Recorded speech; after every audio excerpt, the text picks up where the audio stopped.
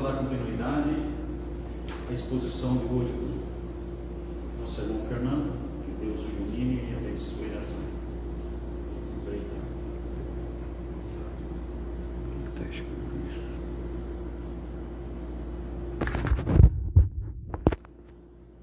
Ficou bem escuro aí, mas vamos ver se melhora depois.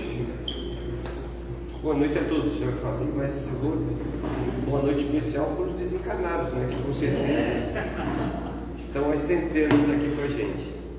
Então hoje eu escolhi especialmente falar sobre Eurípides Barçanufo, porque o Espiritismo fala muito pouco de Eurípides Barçanufo. Talvez porque ele tenha primeiro um período de vida curto e por ter nascido no século XIX, né, 1880, como eu falei há pouco. Mas a importância dele é muito grande. Ele ficou conhecido como o apóstolo da caridade, como vocês podem ver. Para vocês terem uma ideia da grandeza desse espírito, dessa alma, quando informado para Chico Xavier que seria escrito um livro contando a vida de Eurípides Barçanufo, Chico Xavier disse o seguinte: escrever sobre a vida de Eurípides seria quase o mesmo que fazer a biografia de Jesus. Claro que é um exagero, né? É um pouco de exagero, mas um merecido reconhecimento desta alma que só viveu para a caridade. Os dois livros que eu utilizei para elaborar essa exposição tem aqui na biblioteca, tá? Que é Eurípides, o Homem e a Missão, de Corina Novellino, que ela foi contemporânea de Eurípides, teve convivência com ele, então uma boa base, né? E Eurípides Barçanufo e o Apóstolo da Caridade, de Jorge Rizzini. Ele nasceu em 1º de maio de 1880, em Minas Gerais, na cidade de Sacramento, uma pequena cidadezinha do Triângulo Mineiro, próximo a Uberaba, e que na época contava com só 4.000 habitantes. Ele foi o terceiro filho de um total de 15, então ele teve 14 irmãos. O seu pai era conhecido como seu Mojico e a mãe conhecida como Dona Meca. Nós vamos falar um pouco sobre eles também nessa nossa exposição de hoje. A sua breve existência foi até 1º de novembro de 1918, então somente 38 anos de existência. Nós vamos ver também no final da exposição que ele morreu de gripe espanhola. Naquela época dizimou, principalmente na Europa, dizimou metade da população da Europa, foi muito forte lá. Talvez por isso, tudo que Eurípides fazia era precoce. Era muito cedo que ele fazia que eu vou mostrar hoje aqui. Então, quando Eurípides desencarnou, 18, Chico Xavier tinha apenas 8 anos, né? Ele nasceu em 1910, Chico Xavier. E por isso que eu acredito que uma das grandes missões de Eurípides era exatamente preparar o ambiente para a vinda do Chico Xavier. E Chico sabia disso. Inclusive ele batizou o seu filho adotivo de Eurípides, de tanto respeito que ele tinha pela história de Eurípides Barçanufo. E por que eu digo isso? Porque naquela época, por que eu digo que ele vinha preparar a vinda de Chico Xavier, o trabalho de Chico Xavier, né? Porque naquela época quase 95% da população brasileira era católica. O espiritismo era diariamente atacado pelos líderes dessa comunidade, que a Igreja Católica tinha uma grande interferência não só na população, como também muita interferência na política. Os adeptos do espiritismo naquela época eram rotulados de quê? De loucos. Outro motivo de eu achar que uma das missões de Eurípides foi preparar o ambiente para a missão do Chico Xavier é o fato dele ter nascido e permanecido durante a sua vida próximo da cidade de Uberaba, onde Chico passou grande parte da sua vida, mesmo sabendo que nós sabemos que ele nasceu em Pedro Leopoldo, né? Mas grande parte da vida do Chico foi em Uberaba, tá?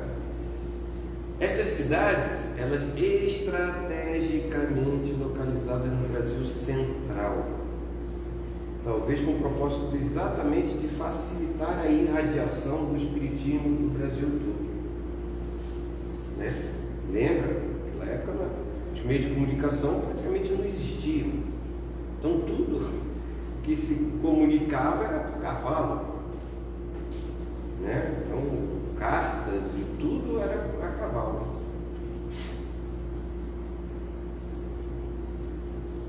Lembrando então que Humberto de Campos nos narra no livro Brasil e Coração do Mundo, Parte do Velho, quando ele nos diz que Jesus informava que transplantaria a árvore do Evangelho de Jerusalém para as terras do Cruzeiro. Eu encontrei na história de Eurípides de Barçanufo o lugar mais indicado onde esta árvore foi plantada. E isso é uma opinião minha, não está nenhum daqueles dois livros. E por que eu vou passar para vocês isso? Eu já vou passar a explicar para vocês já. Esse lugar se chama Fazenda Santa Maria, que ficava a 14 quilômetros de Sacramento. Tá? Nesta fazenda moravam aproximadamente 30 famílias, e a grande maioria das pessoas que moravam nessa fazenda eram médiuns, não eram espíritos ainda. Todo mundo, todos eles muito humildes, como os apóstolos de Jesus, para começar, que eram também pescadores, pessoas muito humildes.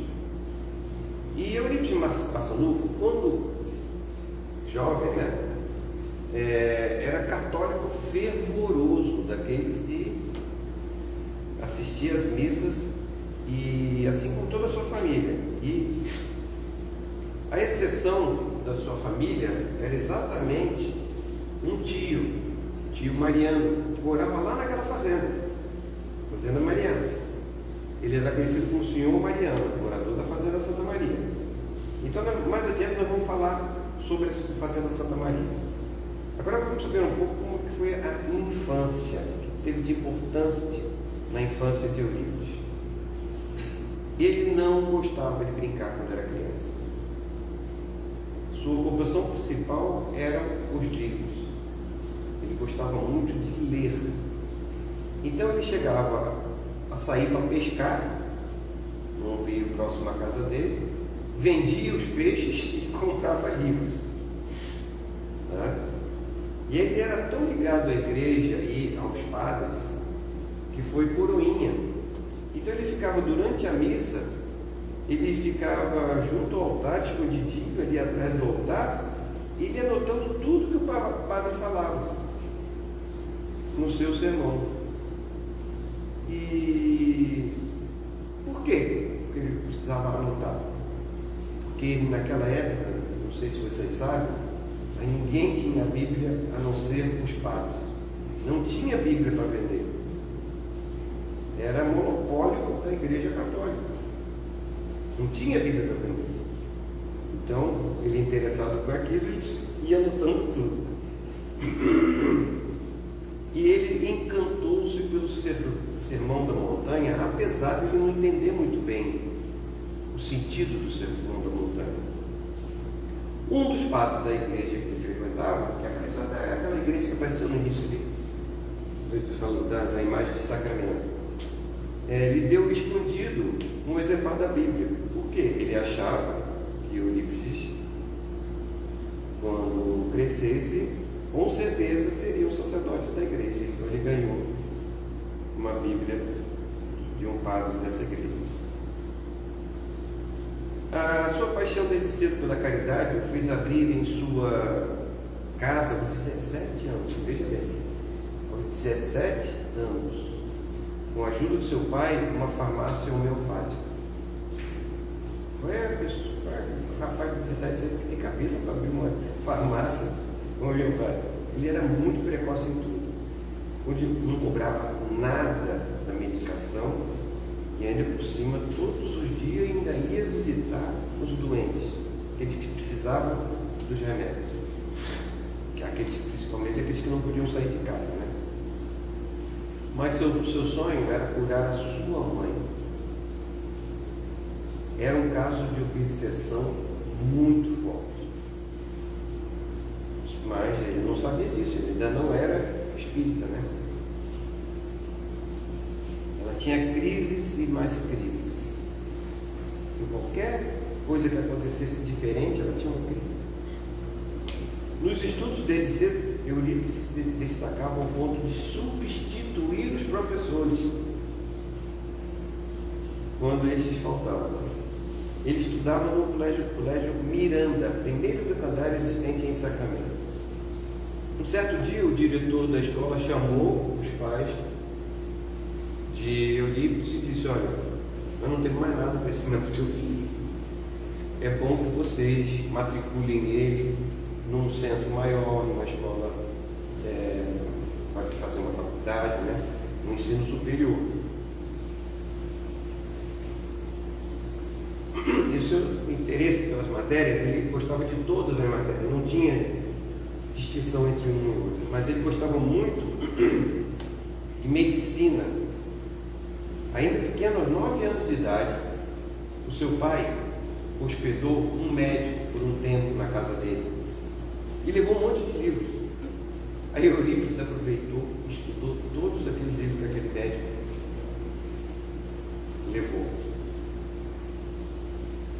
Seu pai, então, na época, que tinha um comércio, então ele tinha algum dinheiro, o pai do Eurípides, vendo que desde cedo ele tinha o sonho de ser médico, ele resolve matricular o filho num curso de medicina na Escola Marinha do Rio de Janeiro.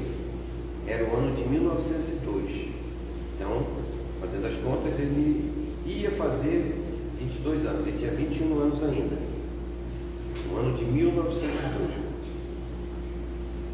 Matriculado, ele conseguiu se matricular lá, ele volta para Sacramento para pegar os seus pertences e voltar para o Rio de Janeiro, né? E encontra a sua mãe, Dona Meca, de cama. Mas ela tinha crises quando tinha uma forte emoção. Ela não queria atrapalhar o sonho do filho, por isso não falou nada para ele. Porém, nesse afastamento, ele seria muito doloroso para ela.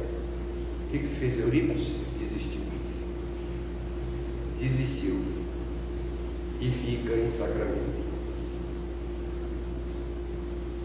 Dias depois, olha só, em 31 de janeiro de 1902, contando ainda com 21 anos, ajuda a fundar o Liceu Sacramentano, com ensino fundamental e médio, onde foi diretor e professor de várias matérias.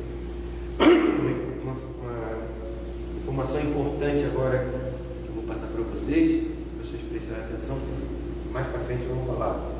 Muitos padres compunham o corpo docente do Liceu Sacramentano. Então, a maioria dos professores eram padres, tá?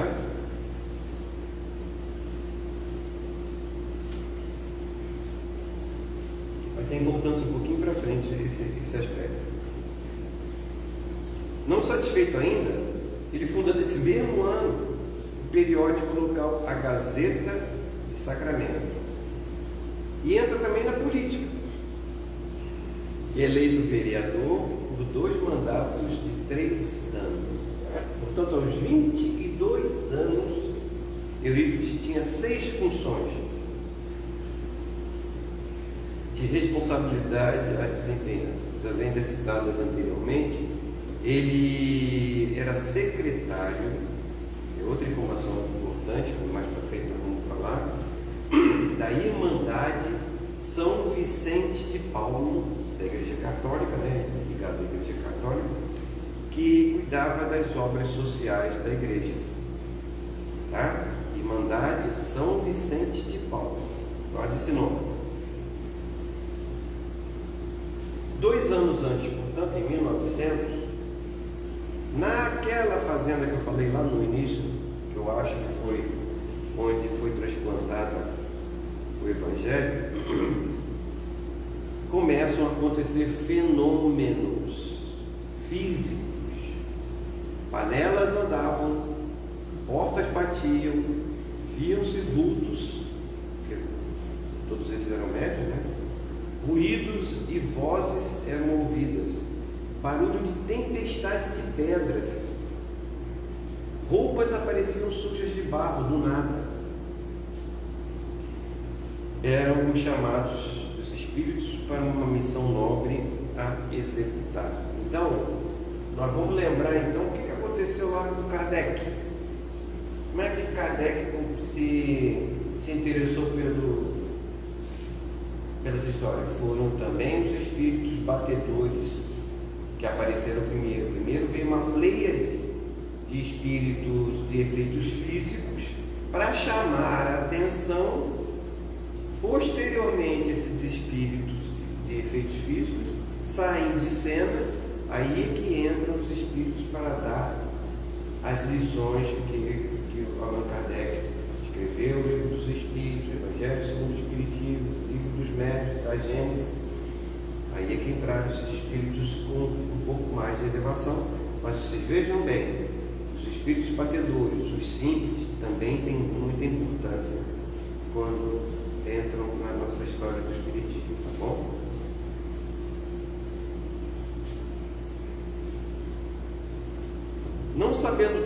Eles não sabiam do que se tratavam, porque eles eram católicos, todos eles.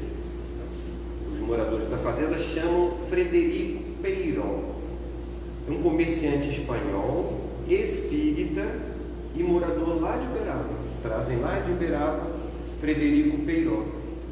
Frederico Peiró, a gente sabe também pouco sobre ele, mas uma cidade chamada Peirópolis foi fundada em homenagem a Frederico Peiró. Então ele deve ter tido uma boa importância naquela região. Então, informado então por Frederico Peiró do que se tratava, esses efeitos físicos todos que estavam acontecendo, eles fundam em 28 de agosto de 1900 o primeiro centro espírita rural do Brasil. Outra informação importante, que em 1900, quem que desencarna? Lembra?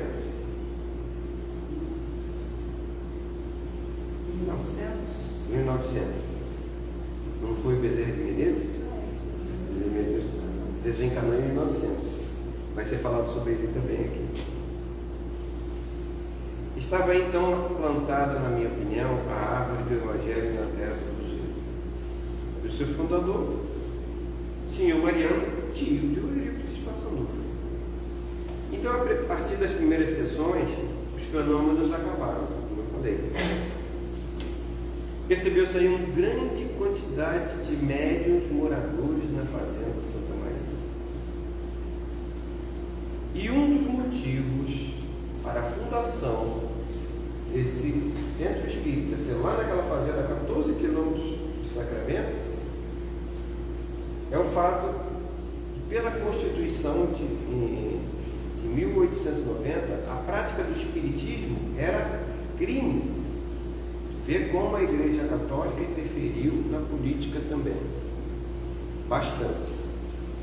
Maçons e protestantes também foram perseguidos. Não foram só os espíritas não, tá? Espíritas foram presos por prática mediúnica. Padres incentivavam aos fiéis a apedrejar os centros espíritas em todo o país. Tempos difíceis. E veja o que dizia o artigo 157 do Decreto-Lei 847, de 11 de outubro de 1890.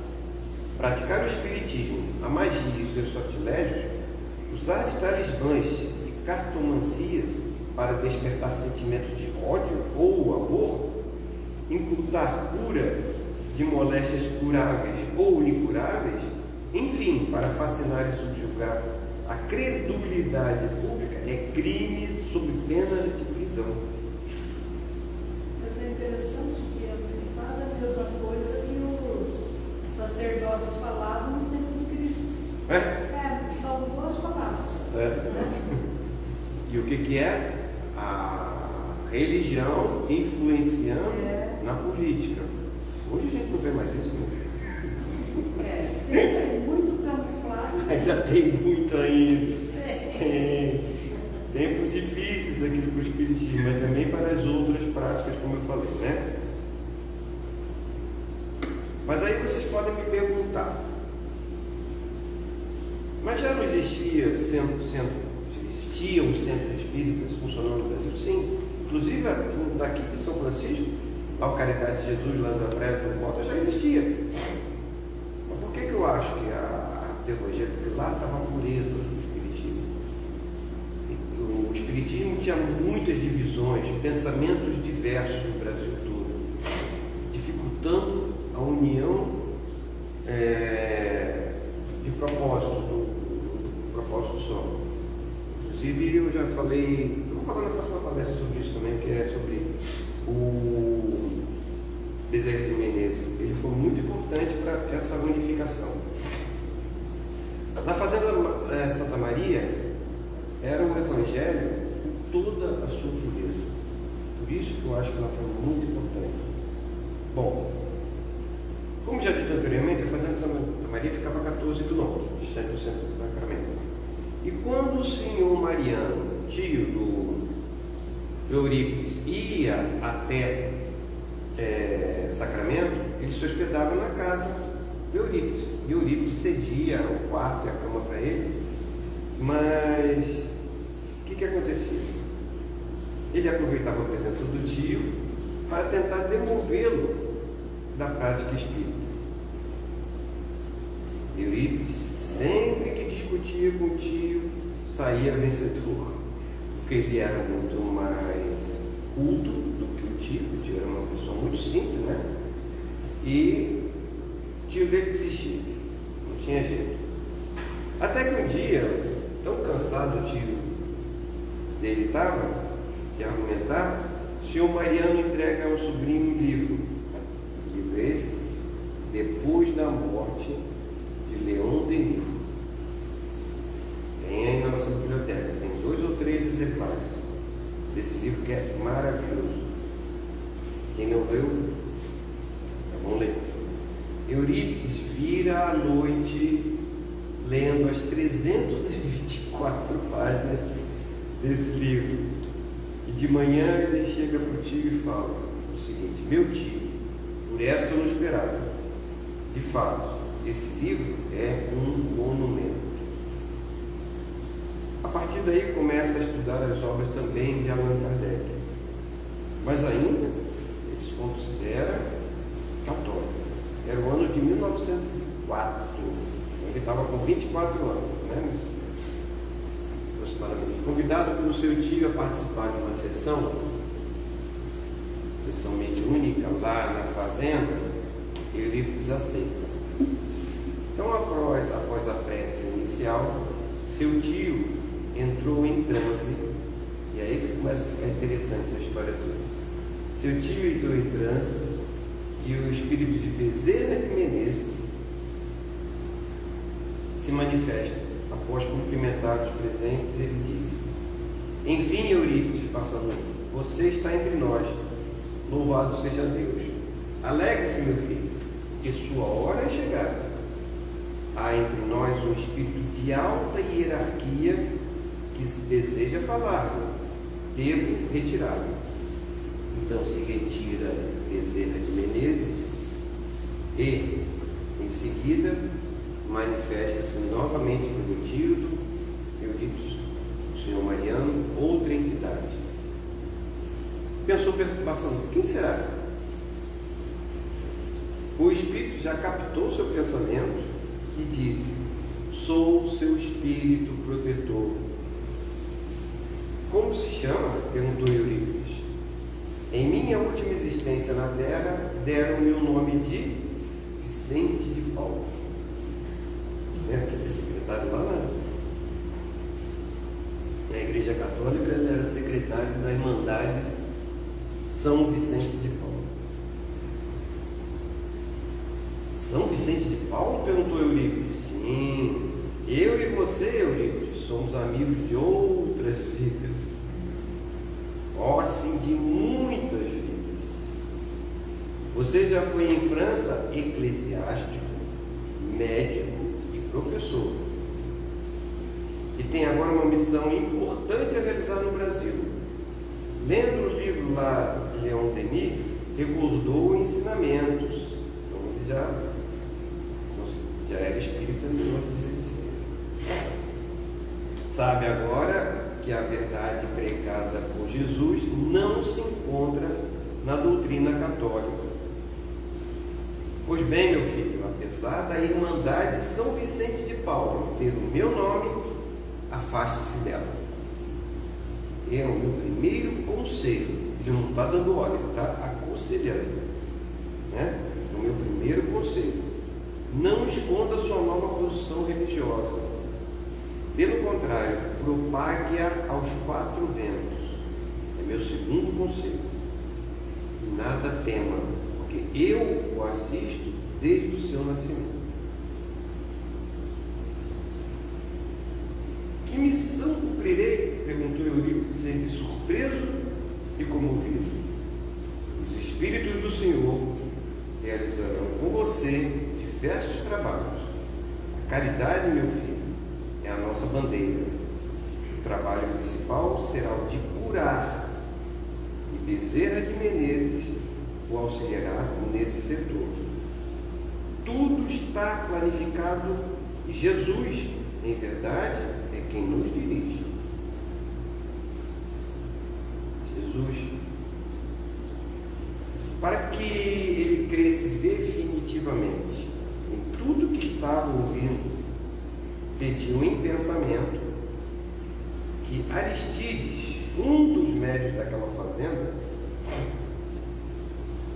um dos médios da mesa, que era um senhor semi-analfabeto, pouquíssima instrução, falasse sobre o sermão da montanha, que ele tinha, lembra lá quando ele era criança, que ele tinha um grande interesse pelo sermão da montanha, que Eurípides não conseguia entender completamente antes de conhecer os preceitos espíritos. Uma das grandes dúvidas que ele tinha era como que os pobres e desvalidos iriam herdar a terra. Somente o Espiritismo explica, né? Não precisou muito tempo e Aristides começou a sua narração. Mais tarde, Eurípides confessa: jamais havia ouvido palavras tão sublimes sobre as bem-aventuranças de Jesus. E ao final, Aristides assina. Quem estava passando essa mensagem para ele? João, o evangelista. Tu vê, numa noite só, apareceram Bezerra de Menezes, Vicente de Paulo e João, o evangelista. Numa noite. Então, nessa mesma noite, a sua mediunidade já se manifesta, Eurípides. E ele perguntou ao seu tio Mariano: onde é que mora o senhor Carlos? Carlos? Isso de noite, hein? Altas horas da noite. Carlos, ele informa que sua casa fica a 50 minutos a cavalo de onde eles estavam. Eurípides então convence de vamos lá que ele está precisando da gente. E eles foram.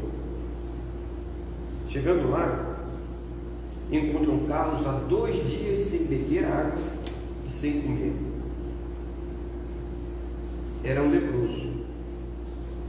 Eurípides lhe dá um beijo e um abraço e o cura. Além de levar comida e água para ele, dá um beijo e um abraço e ele fica curado. Eurípides estava convencido, também depois dessa, se não se convencesse mais, podia desistir, estava convencido. Então, a partir daquele momento, ele se considera espírita. Começou a frequentar as sessões da Fazenda Santa Maria. Mas aí é que começa os problemas com Eurípides. Foi um choque para a comunidade católica de toda aquela região, pois ele era um dos mais fervorosos colaboradores da igreja local. Vieram católicos de todos os lugares, todas as partes, procurando demovê-lo da ideia de se tornar espírita. Mas não tinha mais volta. Estava convicto na sua nova condição religiosa, né? Sua mãe, a pedido de seu pai, também tentou convencer Eurípides de voltar ao catolicismo. Eurípides carinhosamente explicou os motivos da conversão, e sua explanação foi tão lúcida e convincente que a dona Meca também se converteu ao espiritismo. Mais tarde, o pai dele demorou um pouquinho, mais tarde também o pai se converteu ao espiritismo. Aos 24 anos, ele funda o Grupo Espírita Esperança e Caridade, incentivado por outro espírito elevado, que eu gosto muito, já falei dele em várias palestras, que é o Bittencourt Sampaio. Então, tinha o centro espírita lá na fazenda, mas aí ele funda lá em Sacramento, o centro espírita na cidade. Alertado por Vicente de Paulo de que ele perderia tudo, mas que perseverasse, os problemas se iniciam. Amigos católicos se afastam, e ele vê lá aquele colégio que ele ajudou a fundar, o Liceu Sacramentano, pouco a pouco perdeu seus alunos e professores, porque os professores, o que eram? Eram todos padres, né? Então eles se afastaram. E mais, o seu único recurso financeiro na época vinha do seu pai, que ele fazia a escrituração das suas 2 lojas. O pai dele tinha 2 lojas comerciais e o pai pagava um dinheirinho para ele para fazer a escrituração. Então, Eurípides não tinha mais como manter o colégio, resolve fechar as suas portas, já que o prédio era alugado. O proprietário pediu o prédio, os móveis eram emprestados, também os proprietários pediram os móveis de volta, e aí ele é obrigado a fechar o Liceu Sacramentano. Mas ele não desiste, ele abre o Liceu Sacramentano na sua casa. Porém, quem eram os alunos? Eram só os seus parentes, seus irmãos, primos, só os seus parentes eram os alunos. Ele pensa em desistir de tudo. Ele estava no fundo do poço. Ele estava totalmente arrasado. E nesse momento, percebe a presença iluminada, mas ele não acredita que no momento de tanto desânimo, sua alma possa atrair um espírito de tanta luz. Acha que é mistificação. Ele pensa, um espírito dessa categoria não se comunicaria comigo no estado emocional em que me encontro. É quando uma força estranha lhe faz pegar um lápis e ele começa a psicografar. E as palavras que se desenham no papel são mais ou menos estas: não feche a escola, apague a placa Liceu Sacramentano. Por quê? Porque a palavra liceu, ela indica que é um colégio que tem a pretensão de ter o estudo desde o primário até a faculdade. Então, é uma coisa pretensiosa. você colocar o nome de Iseu onde tem poucos anos de como é que se diz? Anos docentes, né? Guarda resquícios da vaidade humana, esse nome, e deu o nome de Colégio Allan Kardec. Dei aula do Evangelho do meu pai, do meu filho, dei aula de Evangelho do meu filho às quartas-feiras, e monte um curso de astronomia. O novo colégio terá a proteção do meu manto de amor. Assinado Maria, serva de Deus. Você vê o interesse da Maria, né, de aula de astronomia? Por quê? A gente sabe, né? Muitas moradas na casa do meu pai. E assim ele fez. Nestas aulas sobre o Evangelho às quartas-feiras, a sua voz era ouvida em todas as casas da região. Corino Novelino, em seu livro, diz que a reverberação das suas palavras era feita por uma pleiade de espíritos que lhe auxiliavam. Os espíritos reverberavam em toda a região. E aí eu me lembrei de um fato, que eu já citei aqui numa exposição. Jesus falava para quantas pessoas? 5.000 pessoas. Vocês acham que qualquer ser tem condições de falar para 5.000 pessoas e todo mundo ouvir? Sem microfone, sem nada? Não, sem alto-falante, sem nada. Então aí a explicação. E outra coisa, Jesus era uma coisa mais incrível ainda. Porque nesses 5.000 pessoas tinham dezenas de dialetos diferentes e todos entendiam. As 5.000 pessoas ouviam e entendiam o que Jesus estava falando. Está explicado? Está aqui, ó. Leia de espíritos que lhe auxiliavam também.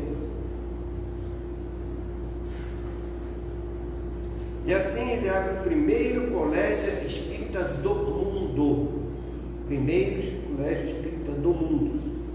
No princípio, claro, com dificuldades, mas com o tempo vinham alunos de várias regiões do Brasil, por causa da qualidade do ensino que ele conseguiu. Ele adotou o método Pestalozzi. Allan Kardec foi discípulo de Pestalozzi, né? Olha quanta coisa se ligando. Onde a prática, o que é a prática Pestalozzi? É o prazer de aprender. Nada é imposto no método Pestalozzi. Esse colégio, inclusive, ele está em funcionamento até hoje.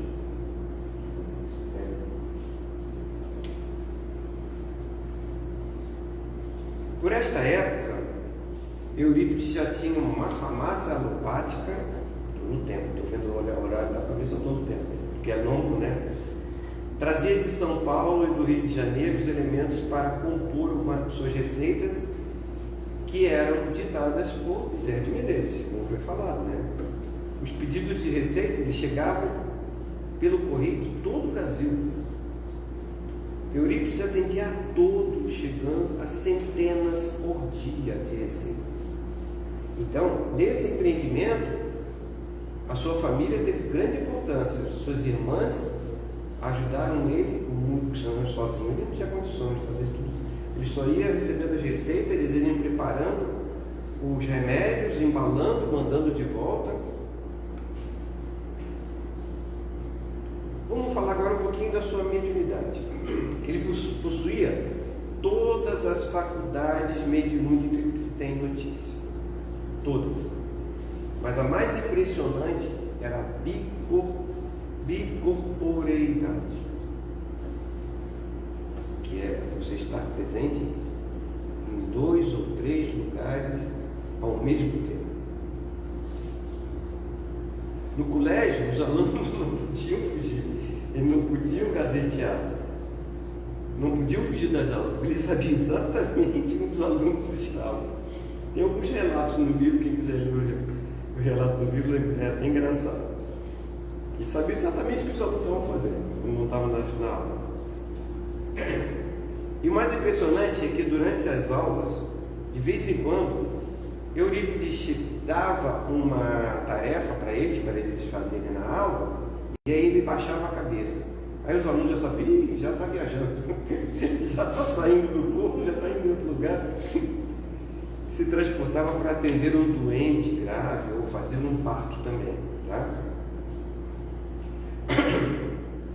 E Eurípides falava, olha, eu tive em tal lugar, eu já tratei do senhor tal, ou da senhora tal, ela está bem, tal. Os alunos já ficavam sabendo de tudo. No colégio espírita, né? Então ficava fácil de explicar. E um dos relatos mais impressionantes é de uma senhora que estava em trabalho de parto muito difícil no interior.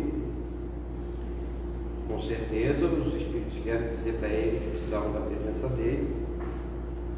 Eurípides, então, em desdobramento, vai até a casa dessa senhora, faz o parto, que era um parto muito difícil, retorna à sala de aula, informando aos alunos assim, ó, eu acabei de fazer um parto difícil e o marido dessa senhora está vindo para cá me buscar, porque ele não sabe que eu já fiz o parto. Então, na hora que ele entrar aqui na sala, daqui a pouco ele vai entrar. Vocês todos se levantem e cumprimentem o senhor tal. Né? Não deu outro. Ele veio a cavalo, o Eurípides explicou, não, já foi feito o parto, só fique tranquilo, é um menino, está com muita saúde, sua esposa também está muito bem. Mas ele não acredita, mas como? Eu nem cruzei com ele na estrada. E convence o Eurípides a ir junto com ele. Voltar lá, não, só precisa ir lá, não está bem, não. Então ele entrou esbaforido, mas então volta lá, aí o que a senhora fala quando ele chega lá? Professor Bassanufo, não precisava ter voltado, eu estou passando bem com a criança. Aí é que o marido acreditou que ele realmente tinha estado lá. Outra prova da sua incrível mediunidade é o fato de que muitas vezes as pessoas iam buscar um remédio e quando chegavam lá para buscar o remédio já estava pronto, está aqui o teu remédio. Ele já sabia o que a pessoa tinha, já preparava o remédio e entregava para a pessoa.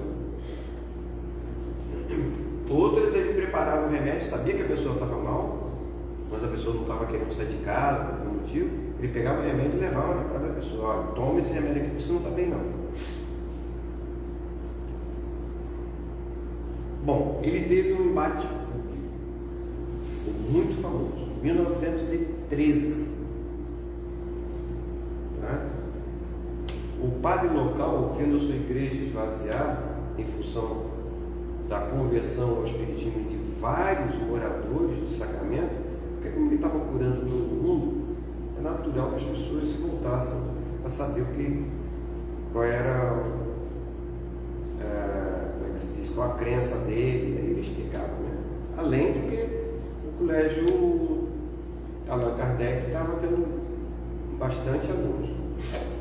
Então, o padre da igreja local manda buscar lá em Campinas um padre que era um exímio orador, Padre Feliciano Iagui. Sua missão: desmascarar o Eurípides e o Espiritismo. Definidas as regras do embate, o dia combinado estavam frente a frente, Eurípides e o padre em praça pública. Eram milhares de pessoas vindas de regiões próximas para acompanhar o duelo de palavras. Depois de horas de embate, as argumentações do padre foram derrubadas uma a uma e Eurípides saiu carregado nos braços da multidão. Ele teve também um processo criminal. No ano anterior ao seu desencarne, aos 37 anos, Eurípides foi processado por exercício ilegal de medicina. O denunciante? Círculo Católico de Uberaba. Quem era o presidente? Um farmacêutico. farmacêutico ele estava curando todo mundo, a farmácia provavelmente estava passando problema. Então juntou fome com a vontade de comer, né? Eurípides se defende dizendo que as receitas não eram dele, e sim do Bezerra de Menezes, mas isso para a justiça não tem. A justiça não está nem aí para isso, né? Os seus mentores lhe tranquilizam e dizem: nada vai acontecer, fique tranquilo. E assim foi. Depois do processo passado por 5 juízes, se consideraram incapazes ou mesmo se demitiram. 5 juízes. O processo foi encerrado. Uma grande festa aconteceu em Sacramento, com pessoas vindas de toda parte. Porém, Eurípides estava muito preocupado, porque eles estavam prestes a quebrar tudo mesmo, quebrar a farmácia, invadir a igreja. Aí Eurípides conseguiu controlar toda a multidão e nada aconteceu, graças a Deus. Era o ano de 1918. E seus mentores lhe avisam que a sua missão se encontrava quase concluída. A gripe espanhola chegava a Sacramento. E Eurípides tratava todos que contraíam a gripe espanhola, fornecendo remédios, atendendo pessoalmente, acabando por se contaminar. No dia 24 de outubro, ele se contaminou. Ele desencarnou às 6 horas do 1º dia de novembro deste mesmo ano. Então, 7 dias depois de contrair, ele já desencarnou. Então, do jeito, a gripe espanhola era... bateu, valeu, né? Mas sem antes de desencarnar, ele recebe a visita da Mãe Santíssima novamente. E ela lhe diz: venho em nome do meu filho amado. Eurípides, mestre de Sacramento e servidor do amor, Jesus convoca-te a novos rumos. O Senhor compassivo, no entanto, permite-te a continuidade junto ao tempo carnal.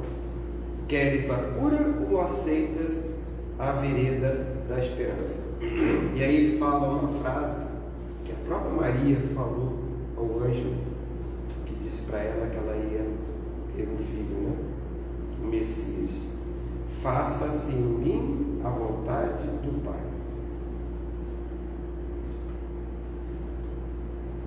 Depois desse dia, Eurípides informa a todo mundo: olha, eu vou morrer no dia 1º de novembro, às 6 horas da manhã.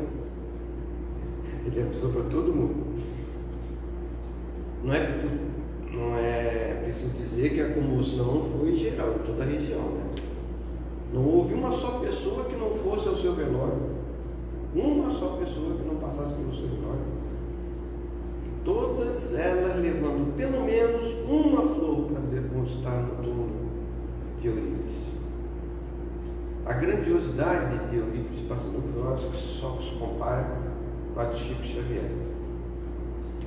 Certa vez, um senhor simples lhe procurou, dizendo que o seu filho mais novo estava doente e que soube que se ele morresse, o filhozinho dele, sem ser batizado, ele não iria para o céu. E esse senhor lhe disse: por isso, fui batizar meu criolinho, mas o padre pediu dinheiro e eu não tenho.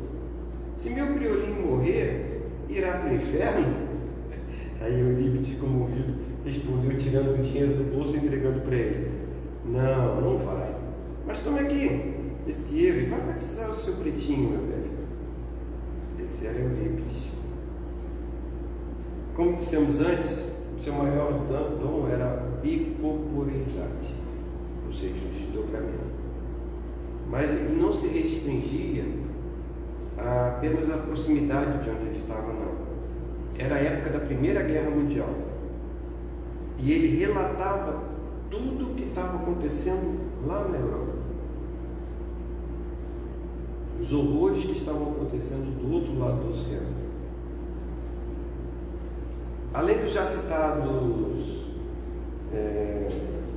Bezerra de Menezes, Vicente Paulo, Poder Sampaio, em seu livro Corina Novellino, nos informa que muitos outros espíritos se manifestavam por Eurípides, destacando o seguinte: Sócrates, Platão, Pitágoras da antiga Grécia, Maria, mãe de Jesus, Maria Madalena, João Batista, João Evangelista, Pedro, Tiago, Mateus, Lucas, Paulo, Orígenes, Jerônimo, Agostinho, Santo Agostinho, lá da nosso Evangelho segundo o Espiritismo, de origem do cristianismo.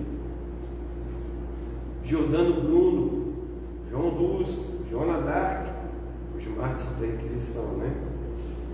Vitor Hugo, Lamartine, Lamennais, Fénelon, Michelet, La Fontaine, Lacordaire, Bossuet, da velha França. Alguns desses também se manifestaram no Evangelho segundo o Espiritismo, né? Lamennais, Fénelon, Lacordaire, Lincoln e Benjamin Franklin, nos Estados Unidos, se manifestaram por ele. Tiradentes, Pedro de Alcântara, José Bonifácio, Joaquim Nabuco, José do Patrocínio, Saldanha da Gama, do Brasil. Então vou passar para encerrar agora duas passagens em que Eurípides viu frente a frente com Jesus. Na primeira, quando ele ainda estava iniciando a sua jornada no Espiritismo, Eurípides é levado em desdobramento até Jesus e o encontra chorando. A narrativa é muito bonita, está no livro. Diz que era um descampado assim, gramado muito bonito, todo florido, que ele foi levado até Jesus. E encontra Jesus chorando. Eurípides lhe pergunta: Senhor, por que choras? O interpelado não respondeu, mas desejando certificar-se de que era ouvido, Eurípides reitera: choras pelos descrentes do mundo? E Jesus lhe responde: não, meu filho, não sofro pelos descrentes aos quais devemos amor. Choro por todos os que conhecem o Evangelho, mas não o praticam. Corina Novellino relata que desde aquele dia, sem comunicar a ninguém a divina revelação que lhe vibrava na consciência, entregou-se aos necessitados e aos doentes, sem repouso sequer de um dia, servindo até a morte. Também depois de Jesus falar com ele, até nós, né? O segundo encontro, também narrado por Corina Novellino, foi quando, alta madrugada, pensativo e em prece, preocupado com aquele processo que ele estava sofrendo lá, debaixo de um carramanchão de jardim florido e perfumado, Eurípides se depara com uma cascata de luzes cambiantes que inundava tudo. O mestre baixou os olhos cheios de intensa luminosidade para o átomo cair aos seus pés e diz: meu filho, nada temos, estamos com Deus, a vitória é nossa. Esse é Eurípides Barçanufo. Eu deixei até de contar também que ele, aos 11 anos de idade, fundou um grupo teatral, onde escrevia, dirigia e atuava em peças. Esse é Eurípides Barçanufo. Ele foi precoce em tudo que fez, porque ele viveu pouco tempo, mas tinha uma missão enorme, né? Teatrólogo, diretor e ator de suas peças, professor, escriturário, repórter, vereador, farmacêutico, médico, médium, etc. Sempre visando a caridade.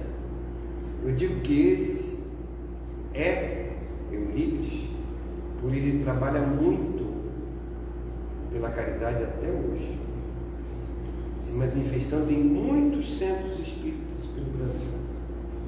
Inclusive, recentemente, semana passada, José Quirino teve aqui numa palestra.